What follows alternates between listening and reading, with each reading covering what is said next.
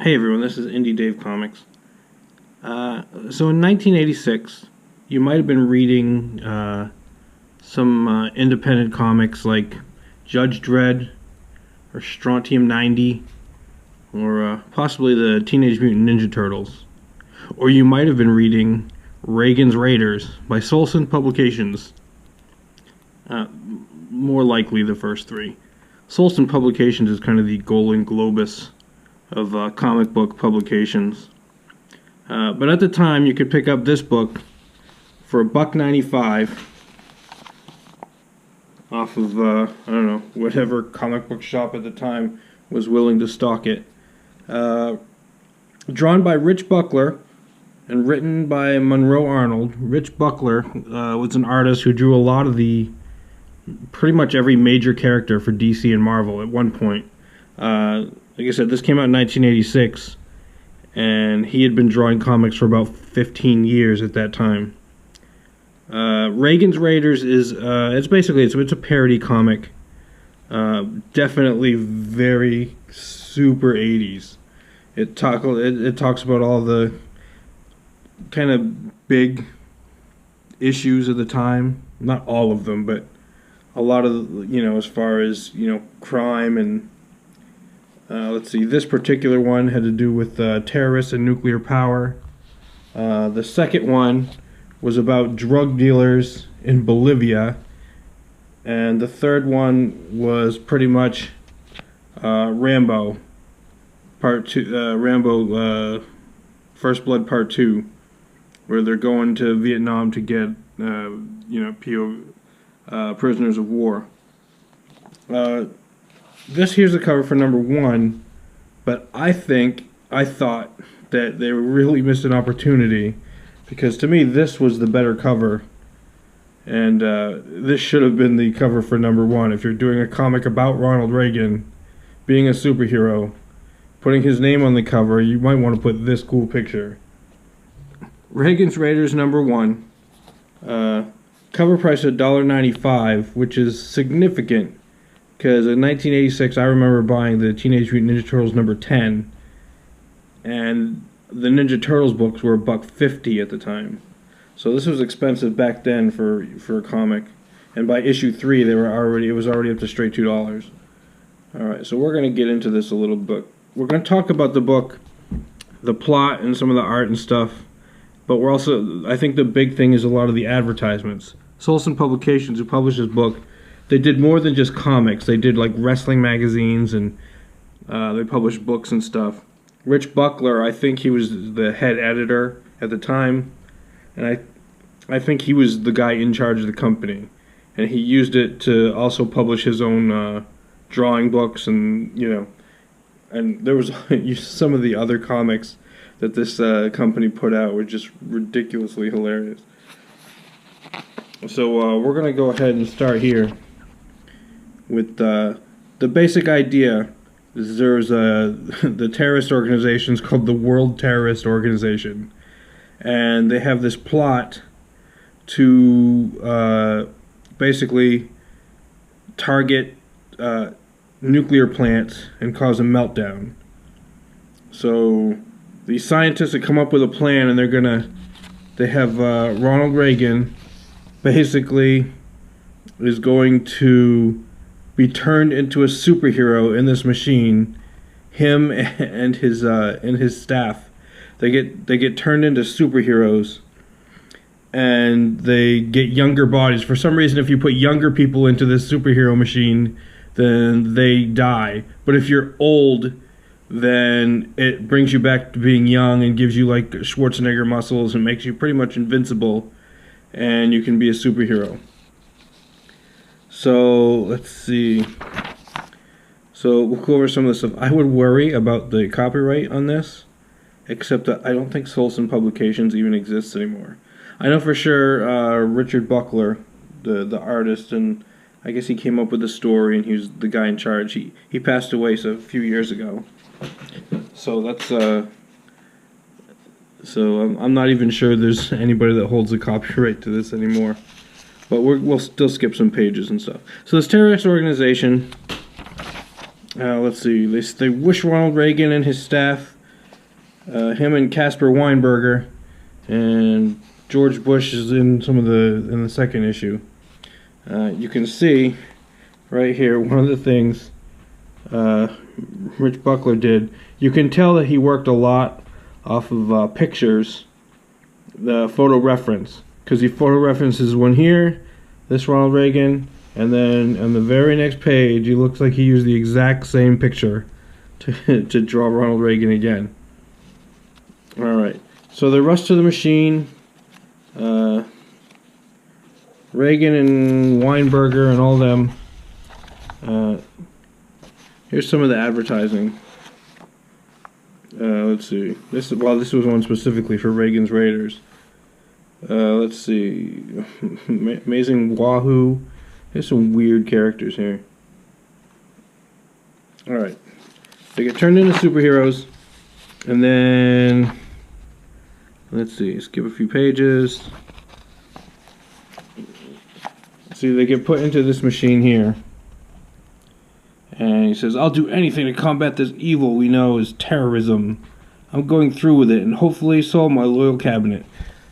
This whole thing it was written for young kids, apparently. Although I don't know that any young kids at the time would know who the heck Casper Weinberger is. But it was written as if like all the news was filtered through the eyes of a 9-year-old. So Ronald Reagan's going to fight the terrorism, and they come up with it. So there's a team of superheroes, right? And they're all, Reagan's staff and his administration, and 4 or 5 guys. But really, all the rest do is kind of stand around while Ronald Reagan does all the superheroing. Here's another great comic that I know you all heard of. It's the Texas Chainsaw Samurai. At the time in the 80s, everything was ninjas and samurai, and almost every movie had them, every comic book had them. That was the main bad guy for almost everybody at the time. So this, I think a lot of the comics they did at Solson were kind of parody comics. They were all ripping off a theme, basically. So these Russian cyborgs had this plan to start these meltdowns at these plants, and they caught this guy was a spy. They take him and throw him off a building.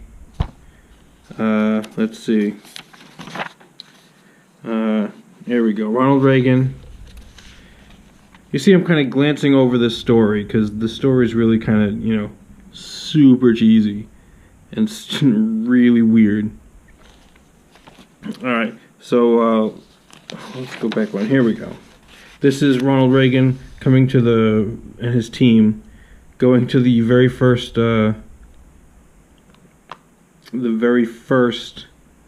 nuclear plant that they're going raiding on, and he's got his machine gun with the nice big R right there, so you know that it's Ronald Reagan's machine gun.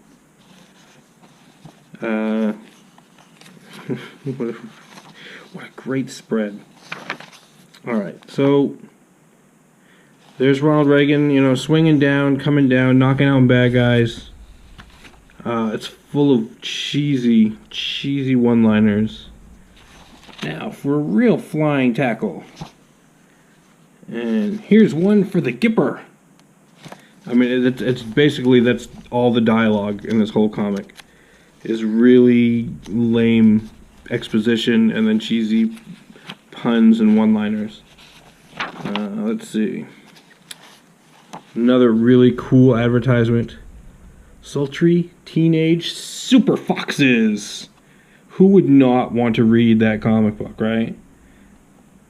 Probably it would never get made today. It wouldn't even come close to being titled something like that. Alright. Again, created by Rich Buckler. Every comic here, I think, was created by Rich Buckler. Let's see. So, the Raiders, they do their raid, get back... They do their raid, everybody surrenders, except for the main bad guy that's there. And he dies real easy when Ronald Reagan punches him. Then they jump back in the helicopter and then go to the next nuclear power plant. so that they can, you know, punch some guys and they'll surrender easily. Let's see, there's a lot of weird little things in here. Like, look how wide she's standing. That is some thigh gap right there. Some serious thigh gap. That is again one of the bad guys. The basics of these comics is the 80s cheese. It's very all the upper layer, the top layer of every action movie. Nothing deeper than that. It's just the surface layer. That's what you're getting with these comics. Let's see. Here's another advertisement for. Oh, here we go. Bushido Blade, Zatoichi Walrus, and one again for these sultry teenage super foxes. So yeah. Let's see. Some more Ronald Reagan. There's I guess Nick Fury, his stunt double. Let's see. Throwing guys out of helicopters. Here we go. The last raid was at the Willow Nuclear Power Station. It says power even during hurricanes. Alright. Let's see. Now, as I was glancing through this, I've got two other comics. I'm not going to go through. I'm just going to. With the other two, I'm going to kind of go over some of the advertisements more in them, and a little bit more about the kind of things that Solson Comics did. Let's see. So Ronald Reagan can basically get hit by a bazooka and survive. So he is virtually indestructible. And in all three comics that I've read here, like nothing touches him. They were really big on him being a indestructible superhero, to the point where there was like nothing that he couldn't do. Let's see. And there was the bad guy was getting away in their helicopter, and Ronnie threw a bomb at them and blew them all up. There's a couple of little funny things in here that I glanced over, but they're worth a silly kind of look. Let's see, there's that. Because apparently Ronald Reagan is a Nephilim. If you look here, he's like he's gonna be like 7 feet tall in this picture. There's another one. Clearly, it's a photo reference from somewhere. I guess Buckler wasn't all that big on drawing from memory. Alright, so that was issue 1. Issue 3 had probably the best little thing I'm going to show you. But we'll go into a little bit. Let's see. For one, who didn't have their own Gary Brodsky Comics t-shirt? That was I remember that was huge in the 1980s. Everybody had a Gary Brodsky Comics t-shirt. Let's see. Now you see now, Solson means big fun. This is the one about they don't go to Colombia, they go to Bolivia to stop the cocaine, and they had some vigilante group in New York beating up crack dealers. So basically, this whole comic here is full of different ways to use the word crack as a pun. Here's Nancy Reagan talking about her little organization, Women Against Coke.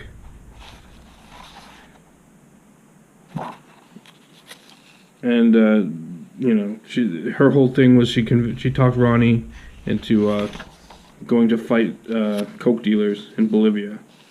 So they go to Bolivia, and nobody speaks Spanish in Bolivia. They speak Bolivian. So that was one of the weird little jokes.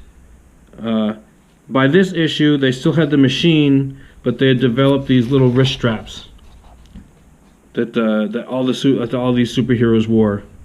And so they didn't have to jump in the machines. If ever they wanted to change, they would just hit the button on their wrist strap. And also by this time, in the last issue, he wasn't in it, but in this one they recruited photo reference George Bush in here. by this issue. So they go to Bolivia, where they've been turning the coke into crack, and yeah, they've been turning the coke into crack in secret factories, and they bust the crack dealer, they bust the coke dealers. There's always a Russian connection, so they find Russian stuff, and that's the basic plot of this book. It's all pretty much the same. I just want to get to some of the advertisements. Here we go. I don't know if to make fun of this. I haven't read this comic or even seen it. Escape to the Stars, another Solson comic. Let's see. The best part of these was the advertisements. Here we go. Like I said, everything was ninja. So here's Codename Ninja. Steve Champion is the ultimate assassin. A modern ninja master is unleashed in the streets of New York! Exclamation point. He's the ultimate assassin, a perfect killing machine, silent, swift, inexorable! Exclamation point. But whose side is he on?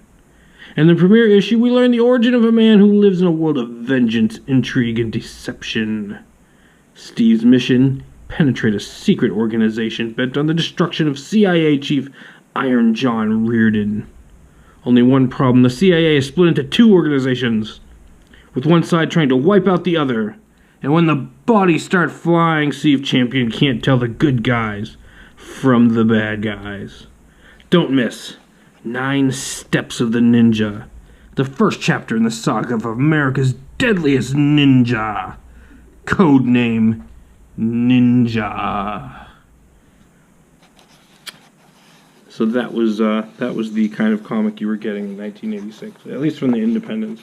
I mean, obviously there were better ones. I mentioned Judge Dredd, Strontium 90, the Ninja Turtles. Let's see. Although the Ninja Turtles was really just a parody of Daredevil and that was happening at the time. Let's see. So at the end of this comic, they introduced this new super helicopter that they're going to use on their raids, and the next issue is going to be POW Ransom. And they never use this helicopter. They continue to use an airplane. Let's see. So some other interesting stuff. Let's see. Here's on the first in the first issue. This is all on the front cover. This is a little bit about Rich Buckler. Let's get to the White House correspondence, which was their letters page. And I'm going to read you just the first letter because it's freaking hilarious. So, dear Raiders, Buckler is on the loose again. I heard about Solson Comics from a friend of mine, and I thought, great, another black and white fly-by-night publisher. Just what we need, right? Boy, was I in for a surprise. No, you weren't. You pretty much called that one right on the button, because I don't believe there's any Solson Comics at all. Let's see, the cover to Reagan's Raiders #1 was magnificent.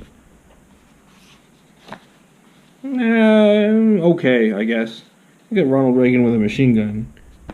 But I think the cover to #2, again, I thought it was much better. If they were going to lead off with a Reagan's Raiders comic, this should have been issue 1. At least as far as the cover-wise. The cover to Reagan's Raiders #1 was magnificent. It really stood out amongst all the rest of the independent comics on the comic shelves. What a comic! The idea of making the president a superhero is pure genius! And Mr. Arnold's script was hilarious. It was, fair to middling. I sincerely hope you guys will follow up on this one. Best of luck on the entire Solson line. Yeah, they needed it. That was Elliot Braun from Boca Raton, Florida. So if Elliot Braun from Boca Raton, Florida, if you happen to be watching the Indie Dave Comics channel, yeah, there you go. There's your shout out. I remember seeing this I remember these kind of things back in the day.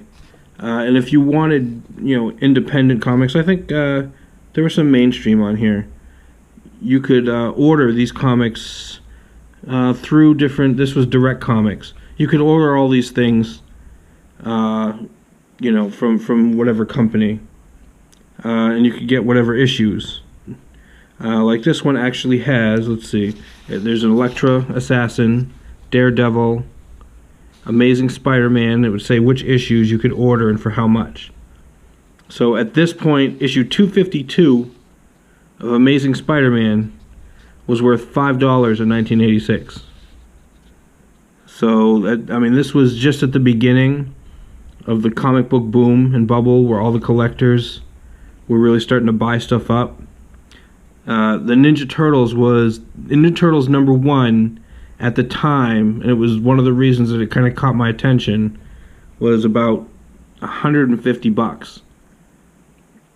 And that's so that's one of, that was what got me interested. And so you had these kind of things on the back of a lot of these comics. Adolescent hamsters, adolescent radioactive black belt hamsters, Cerebus, let's see, Fantastic Four, let me see, you had Elf Quest. I remember Elf Quest was big back in the day. Miami Mice, and we had some Punishers, and let's see, all these Ninja Turtles. See, #1 third print Ninja Turtles was $5. You couldn't even get a first print back then. #2 second print, that was all you could get, $9.95. Let's see, Grimjack 26, the first color Turtles, $1.75. I'm sorry, $2.50. I had that issue of Raphael, that was $6.95. So let's see, X-Men. I mean, they're pretty much. This is what you could. This was how you ordered back issues. And then Gary Brodsky. Maybe he was the owner of Solson, because his face is on everything. Look, he wishes you a Merry Christmas. Let's see. He's giving away trade secrets. How to publish comics. All right. And Richard Buckler was at the time making movies. And this was, I'm sure everybody remembers, Last Hour of Honor, a Richard Buckler film. I remember how many, I don't remember how many Oscars that won that year. But yeah, that was the, it was so popular that they advertised it on the back of a independent comic book from a garbage publisher. Alright, last one. We're going to go through this 3. And by this stage, they actually had a different author. Or I'm sorry, a different artist. R. Buckler still did the cover, which, had a blank background. And Ronnie saving the POWs in the beginning. I'm going to open this up, and I'm going to show you the greatest advertisement I've ever seen in a comic book, right? So here's Ronnie in the beginning, and they had a new artist by this time. And it was actually, to me, it was a big improvement. But let's look at. And what other comic book could you order live man-eating piranhas? Alright. You won't see this on the inside of Spider-Man. Here it is in order form. Yes, I must have my man-eating piranha. You could order man-eating piranhas from the cover of a comic book. Alright, so this actually, my brother-in-law sent these to me for my birthday, all 3 of these. This is going to be like a fun, weird little thing to add to my collection. But you cannot beat ordering live man-eating piranhas out of the front of a comic book. That's the end of it. You're not going to beat that. All right, in this issue, the art, I don't know if you've been paying attention at all. The art actually is a little bit better, I think. It's still a very indie style, especially for the time. But let's see, the plot: David George and R. Buckler. The art was by Kay Royster, Bill Lunsford, and Scott Nickel. I don't know any of those names. If anybody knows of any of those artists, well, this was their work. Basically, in this one, Arnold Schwarzenegger and Rambo, although they were given, goofy names, are captured trying to save POWs from a camp.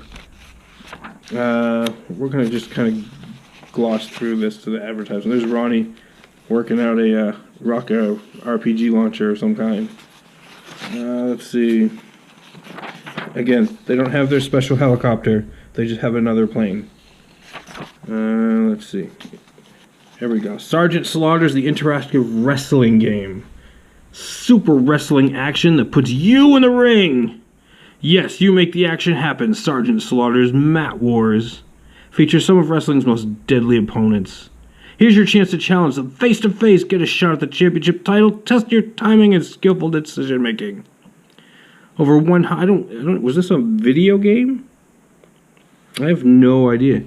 Over 100 realistic maneuvers, reverse pile drivers, drop kick, chin locks, sleeper holds, neck breakers, superfly death leaps, body slams, and much, much more. Complete rules for single matches, championship bouts, tag team bouts, steel cage matches. Plus boot camp, probably the most vicious of all matches. Sergeant Slaughter's specialty. You plan your own strategy, whether go for a pin or dole out more punishment to wear your opponent down. Even if you've already tried other wrestling games you haven't really played, till you've leapt into the ring with Sergeant Slaughter's Mat Wars. So I don't know what system this would have been on. It doesn't say Atari anywhere. Garco Systems. So Silverline Games. I don't know. I don't know what this would have gone. Maybe if you had a Commodore 64 or something like that at the time. Maybe a VIC-20. Maybe it went in that. Honestly, I have no idea what this game would have been, unless it was a board game of some kind. Let's see. Here's another great two-page spread of Ronnie with a machine gun jumping out of an airplane, and everybody else standing around while Ronnie fights the bad guys. Let's see. He found himself a nice. This is how he made the connection to the Russians.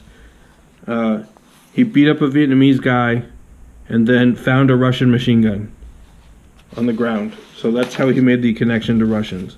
Alright, this is Rich Buckler's How to Become a Comic Book Artist and How to Draw Superheroes. And who would not want one of these books? Oh, this one's actually got a foreword by Stan Lee. Wow. So I guess he was big. But who wouldn't want to know how to draw comic books after reading Reagan's Raiders and seeing what he did for comic books? Let's see. So we're going to flip through these. The Samurai Funnies. Alright. So we saw in one of the earlier ones, the Texas Chainsaw Samurai.